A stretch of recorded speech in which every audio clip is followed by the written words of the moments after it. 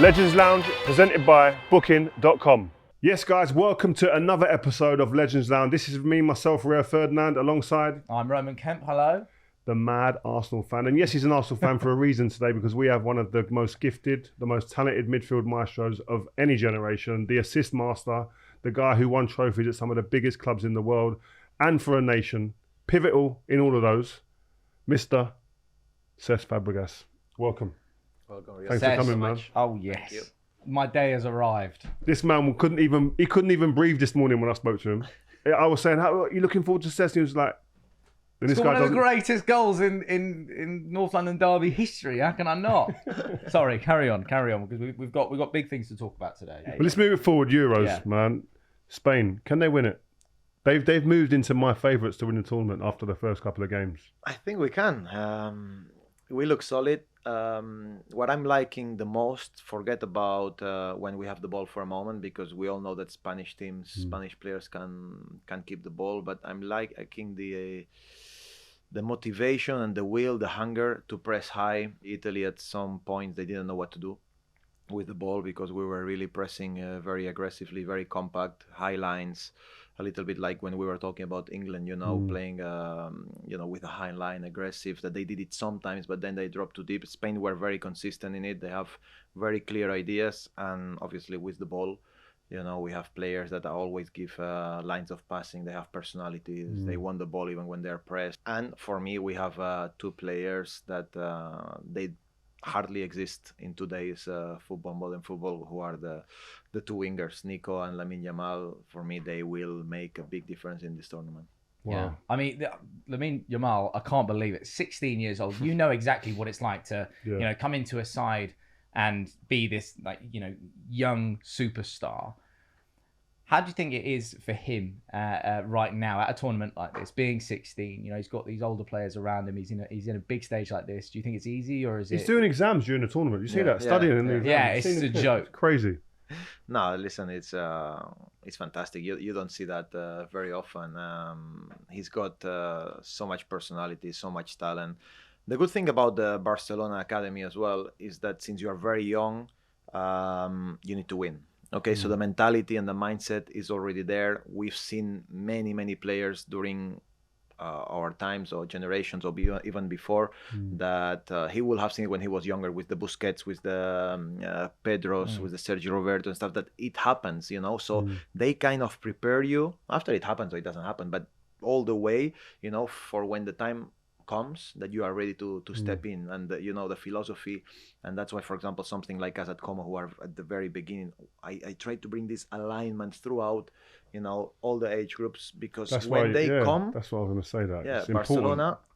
Let's say 4-3-3, everyone plays 4-3-3 the same way that the first team. The only difference is physicality. The system and everything is, the tactics is the same. Correct. Yeah, but that's the thing. So you're talking about, obviously, La Masia, right? Where all those Barca players, they go through, yourself as well. Someone like Lamine Yamal, what's it like growing up in a system like that? Do you only learn the words 4-3-3, or is that, do you know what I mean? Like when you're doing maths or something like that? Kind of. And maybe this could be positive, and in a way negative, if you don't really make it to the first team and to the Barcelona, let's say, professional team. Yeah. Then you go away and maybe you have problems. Okay, that's why in Madrid is the opposite. They teach you to win, but in different ways. So a lot of more players from the Madrid academy end up leaving and being comfortable playing around Europe. Barcelona struggle a bit more, but the ones that make it to the first team, they are top. Yeah, it's crazy. We're talking about two players. You mentioned the wingers there for Spain, and more than that as well. There've been multiple players playing and replicating their club form for the country. England, we done a game together. There's another game after that, and you're looking at it and going, we've got players who seem to be underperforming for England and aren't playing the way we normally see them. How does a manager get that and create that environment for players to replicate club form? You had to do it with your Spanish teams. Yeah, I think it's about giving them obviously license to express themselves, but to create an atmosphere where players feel that they have the trust of the manager and that they play in their best positions, even if sometimes it's difficult, because you need to make 26 players happy, and sometimes this is difficult. You need to invent a little bit, but in my opinion, put the best players out on the pitch. You know, of course, Gareth will have other opinions than me or than you that what is the best 11. But for me, I want to see the best players on the pitch, and then it's the manager's job to find and fit, you know, the patterns and the positions on. Because you guys done that with the 2012 team. You played as a false nine, which wasn't your conventional position. You played it with Barca before, but it wasn't your conventional position. A little bit like Phil playing on the left for England now, normally plays central mainly, or Trent coming from right back to centre midfield. We're all debating now, is that right? Should he be playing players out of position? What's your views on that, given someone who's done that and won? Yeah, that's super interesting debate because, as you know, we won the Euros in 2012. Me playing as a striker, Iniesta playing as a left winger, and David Silva playing as a right winger. All three in the wrong none position. of us, we were all in the, let's say, wrong positions. But what happened? But were you the best three players? You was part of the best group in that within the group, if you know what I mean. Yeah, for sure. But there was Fernando Torres. You know, but the coach, I remember the day before Italy game, the first game of the tournament, we're doing a warm up, and Vicente del Bosque comes to me and he says, "What do you think if you play as a false nine?" I said, "Boss, just put me on. I'll be happy, you know, whatever it is." You scored in that first game, though, right? Yeah, I scored in that first game, and that's what I'm trying to say to you. And it was something that was mentioned the other day when we were talking about the game. For me, it's not about so much the system or the position where this player. You need to have the game intelligence and the personality to have an impact. If you are a good player and you don't touch the ball, for me, I always feel that something is wrong, because when I used to play with Hazard, for example, at Chelsea, just to give you an example, with Messi, whatever, as a midfielder, I know I have to fit him. Feed him. Because he's the guy that is going to make the difference. But he wanted the ball. I know that he will always be available. My job is to play forward and find him. But he will always be, you know, available. When I feel that you're a good player, but the players don't find you, or they don't find me, for example, I always feel that it's more my fault than not the other ones. I need to be available. I need to be available, and I need to find a way to have an impact on the game. And sometimes it's what I mean about wanting it and trying to get the game, you know. Do you think the England team, I think it's all, I agree with that 100%, but is it also about the other teammates identifying who the go-to guy is as well? And England at the moment, it's Jude Bellingham, it could be Phil, it might be Kane or Saka. Do you need to know the guy? Yeah, I mean, the better options you have, obviously, much better. I believe as well in connections, you know, like Jude and Phil. I think they have to find each other. They have to create the bond, yes, feel the connection. But this is not coachable sometimes. This is either you feel it from the day one. I remember Diego Costa and I we connected without even knowing each other. We just looked at each other and said, okay, this is your strengths, these are my strengths, let's work together. Game intelligence. You know, game intelligence. And he's a tough guy to connect with. He's tough, but I don't know how we made it, but we did. You know, with the manager of this Spain squad, De La Fuente, right? So you've got so many managers over the last kind of 10 years for Spain that have tried and pretty much failed, right? So you had that golden era, and then all of a sudden Spain kind of drifted off a little bit.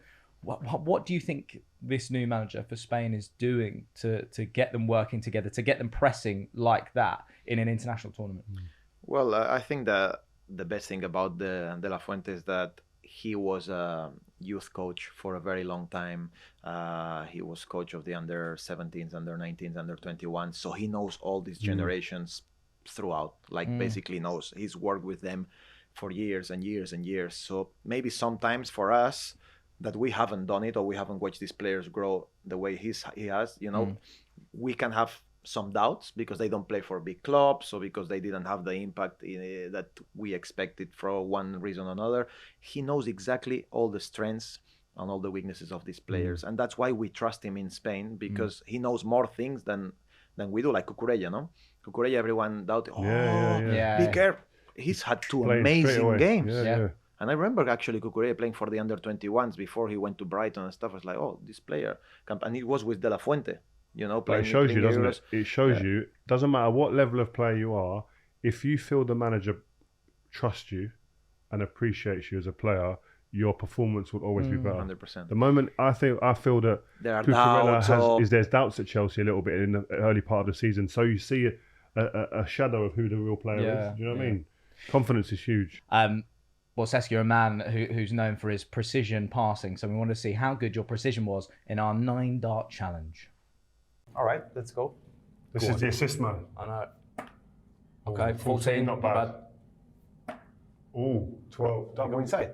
Wait. It's important. Nah. 26, 12, I need to get 26. the 20. It's 9, okay. 46. 46. Terrible. That's a very good start. Great well, you start. keep hitting 46s, you're top. 46. Very good. No. 6. 40, 52. 53. Wait, 18, yeah. Oh, 52. 70. No. 75. 75. You're good, you know. You're going to go top. 20s. 75. 93. Oh, he's done it. He's already done it. 93 Oh, plus. terrible. 98. And then 110. Cesc. Wow. Well Cesc, done. you've gone into the lead. Number 1 on the leaderboard. Top of the lead there, sir. Good. Let's Well see done. Well done. how much it lasts.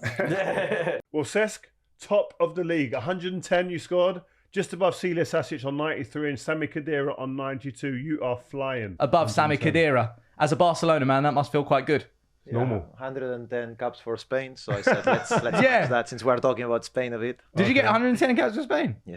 I'm saying that's precision. And that's see? that. Precision, That see? is it. That is meant That's to what be. we're working with, see? It's crazy. Yeah. Can you take us back to your dressing room? Successful period, 2 Euros, winning teams.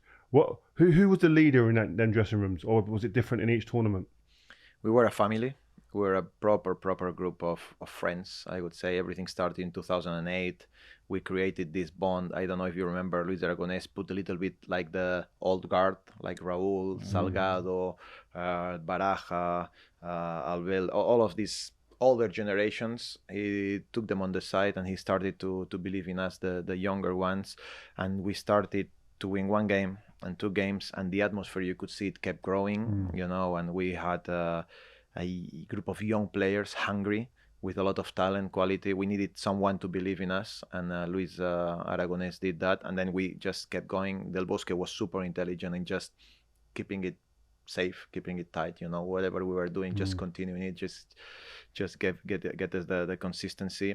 And I believe this group of players, this group of humans with obviously a lot of quality and talent, made us to go to another level. I remember, like, for example, someone like Pepe Reina, which you all know well. Probably in those 3 competitions, he hardly played a game, but he was so important for us behind the scenes and being one of us and give us energy, celebrating and sprinting, being the first one to be there. Does that make a difference? When, you need players like this, because sometimes in Spain they said one day, this guy hasn't played and he celebrates like he's won. For us, and probably you've had players, teammates like that. They are so important For the morale. For the morale, for the togetherness. One day you lose and they are there supporting you. They train like animals, you know, because sometimes, you know, in these small competitions, normally it's about 12, 13 players that start every game, and the rest, they need to keep the standards high every single day in training. Yeah. You know, and sometimes it's not easy when you come, let's say, from Arsenal and you play every game. You go to national team and you don't play, and you are the star there, but not here. It's difficult, you know, for your ego, you know, to keep going. And we had that humility, and it was great. And I believe this was our success. Do you know what? You're probably wondering what this is. We need to spin this. This has got things on it like you're going to answer. Who's your GOAT? If it lands on there. Celebrity crush. Maybe you don't want to answer that. I don't know. Fabio Capello wouldn't answer that. But things like that. So I'll let you spin it. And All right. then... Can I? Yeah, go on. Just give it a little spin. Give it a decent spin and see what you get. Oh, go. Oh, easy, man. Do it, yeah. Do it again. Here we go. Last photo in your phone. Last photo on my phone. My son with Arsene Is it? Wenger, yeah, just now. Yeah. 5 minutes before, yeah. We'll trust you because you don't actually have your phone on No, you. my We'll son trust has you. it, my Yeah. son It's Yeah, the first time I've seen you sweat like that. Cesc, the Spanish team that you played with was absolutely unbelievable. And, you know, that trophy to your right, you've lifted that as a player. How important is that? For me, winning this with your country, it's the most special thing. Yeah. It's different, and you can see when you celebrate. And we won big things with Barcelona. We celebrated, in the bus. How do you say without the Open roof, top. open top, millions of people. But when you go to Madrid and you celebrate one of these or the World Cup, the amount of people that it's in the street, you would not believe. You feel it's something different. You've created history to another level, because especially the first one, I remember that people couldn't expect it, and the way it happened and the togetherness and how they saw these young players, singing after the games and going to the crowd and celebrating and with their families, bringing the country united. There was that problem, economically as well back then, and we brought everyone together, and it feels completely different. This team, we can't have you here and not talk about some of the greatest midfielders that we've ever seen grace the game, you included.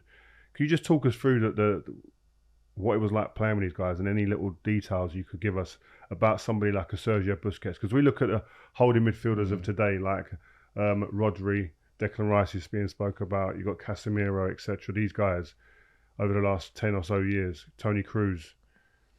Busquets was another level, wasn't he?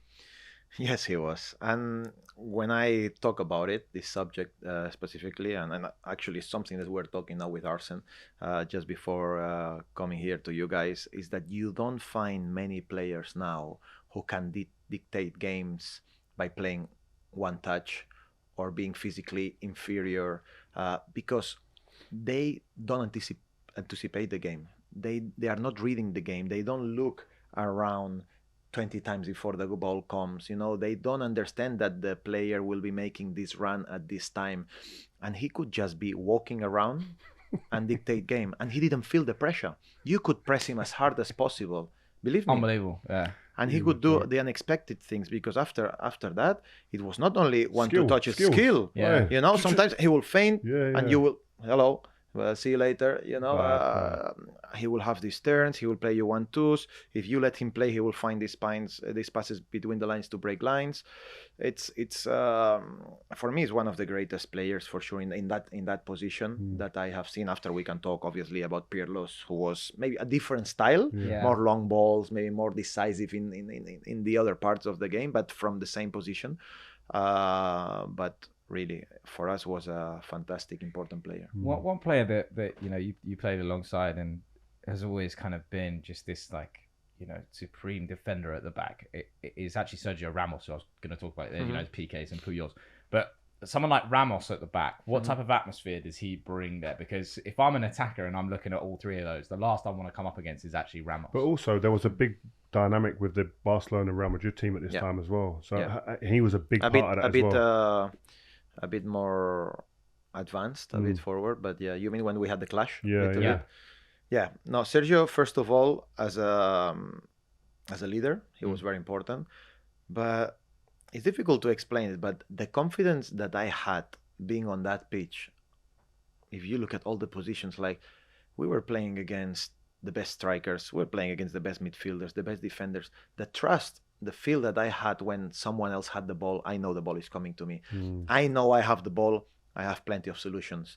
I know they are attacking us. I said, wow, we have Puyol, we have Sergio Ramos, we have Piqué. No way they are getting past it. And this belief brought us as well to another level in terms of, the togetherness that we are talking about. But yeah, going back to Rio's point about there was a moment I think it was 2010 or 2009 when Mourinho joined Real Madrid, that I think they felt a little bit not inferior, but they knew that Barcelona were really, really strong at that moment. So the only way sometimes it was defend.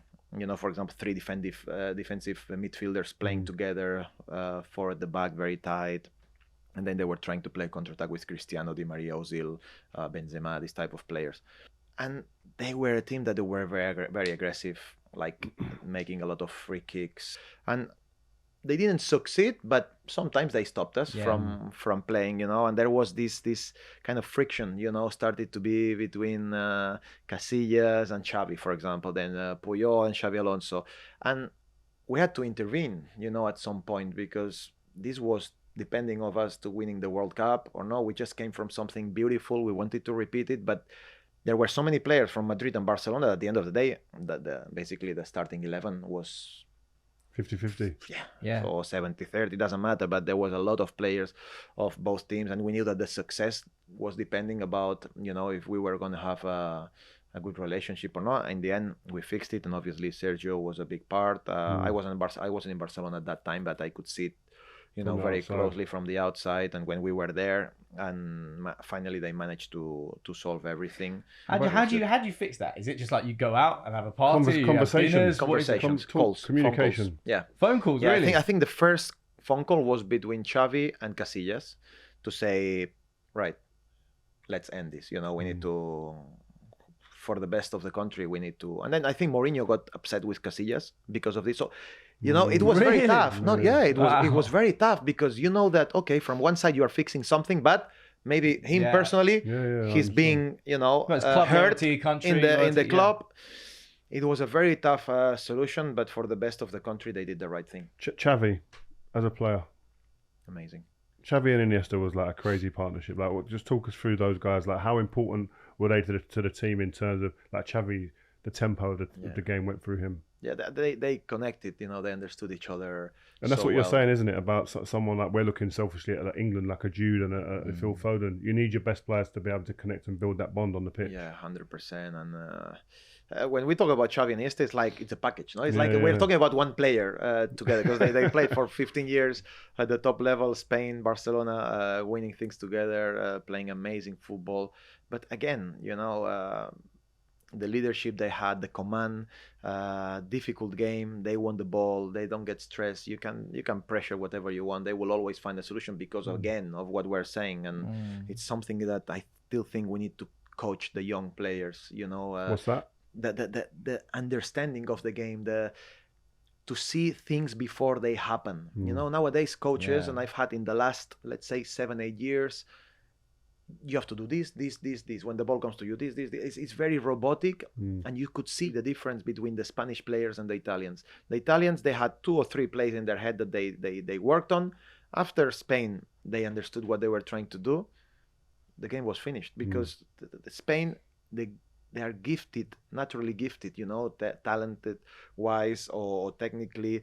You could see that Fabian Ruiz, the ball comes to him. He knows exactly what he's going to do. How do you coach that at a young age? How do you coach that ability to see the game and to anticipate the game and not just play through the structure that you're given for a coach? I think, first of all, you start individually.